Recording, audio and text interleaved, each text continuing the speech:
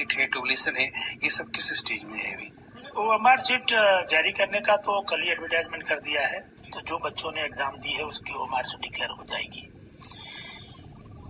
ये पूरी प्रक्रिया मतलब ओएमआर डिक्लेयर करने के बाद लोगों से आंसर की इश्यू करनी, आंसर की के बाद ऑब्जेक्शन मंगाने, ऑब्जेक्शन के बाद अंतिम रूप से आंसर की बता दी और उसके बाद रिजल्ट तैयार करना।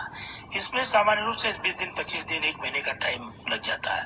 इस बार कैंडिडेट भी काफी थे, 6 लाख के करीब कैंडिडेट थे, जिसमें से करीब 5-1 लाख ने अप्लाई किया है।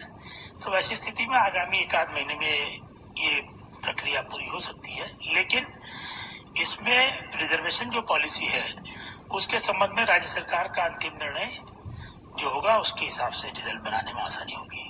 सर, अभ्यर्थी कह रहे हैं कि 1 सीट 1 रिजल्ट, मल्टीपल रिजल्ट की मांग नहीं कर रहे हैं। आप कुछ कहना चाहेंगे?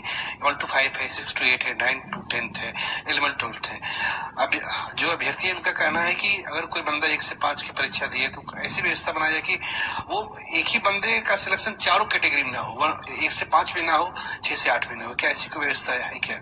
ऐसे इसके बारे में हम लोगों ने इसके बारे में कभी नहीं किया है।